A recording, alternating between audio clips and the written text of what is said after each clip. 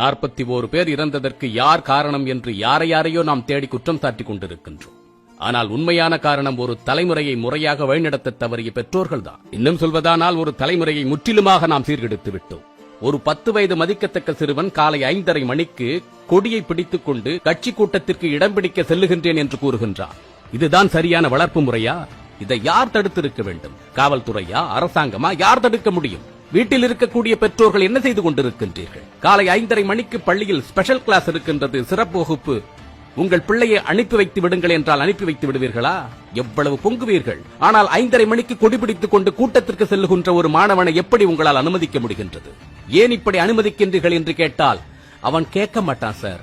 அவனை கண்ட்ரோல் பண்ண முடியாது சார். அவன் சின்ன வயசுல இருந்து எதை நினைக்கிறானோ அதை தான் சார் செய்வான். எங்களால ஒண்ணுமே பண்ண முடியாது சார் என்று கேவலமான பதில்கள் எல்லாம் வரும். நன்றாக ஒன்றை மனதில் வைத்துக் கொள்ளுங்கள்.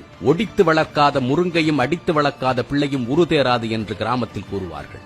இதை நான் கூறும்பொழுது நீங்கள் என்னை பிற்போக்குவாதி என்று கூட நினைத்துக் கொள்ளுங்கள். ஆனால் உங்கள் பிள்ளைகளை நீங்கள் கண்டித்து வளர்க்கவில்லை என்று சொன்னால் ஒரு நாள் ஊரே கூடி அவனை கண்டிக்கும், ஊரே கூடி அவனை தண்டிக்கும். அதற்கு நீங்கள் தயாராக இருந்து கொள்ளுங்கள்.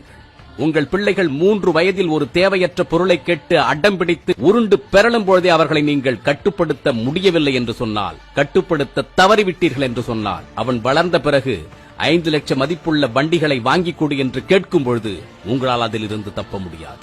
ஒரு தலைமுறை முற்றிலுமாக சீர்கெட்டு விட்டது. ஒரு சில சரியான பெற்றோர்களை தவிர இங்கு இருக்கக்கூடிய 90% பெற்றோர்கள் இப்படிதான் பிள்ளைகளை உருவாக்கி இருக்கின்றீர்கள். 3 வயது 4 வயது குழந்தைகளை வீட்டில் வைத்திருக்கக்கூடிய பெற்றோர்களே, தயவு செய்து உங்கள் பிள்ளைகளின் வளர்ப்பில் கவனம் செலுத்துங்கள்.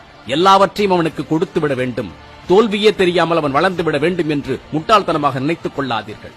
சிறிய சிறிய தோல்விகளை பிள்ளைகள் சந்திக்க வேண்டும். சிறிய சிறிய ஏமாற்றங்களை கூட அவர்கள் அனுபவிக்க வேண்டும். ஒன்று தனக்கு கிடைக்கவில்லை என்று சொன்னால் தன்னைத்தானே சமாதானப்படுத்திக் கொள்ள வேண்டும். எப்படிப்பட்ட இன்னல்களில் இருந்தும் பிரச்சனைகளில் இருந்தும் நம்மால் மீண்டு வர முடியும், இதை நம்மால் கடந்து வர முடியும் என்ற நம்பிக்கையை, எண்ணத்தை அவர்களுக்கு ஊட்டி நீங்கள் வளர்க்க வேண்டும். இதை நாம் செய்ய தவறியதால் தான் நீட் தேர்வில் தோற்றுவிட்டாலும், தோற்றுவிடுவோம் என்ற பயம் வந்துவிட்டாலும் பிள்ளைகள் தங்களை தாங்களே மாய்த்துக் கொள்ளுகின்றார்கள்.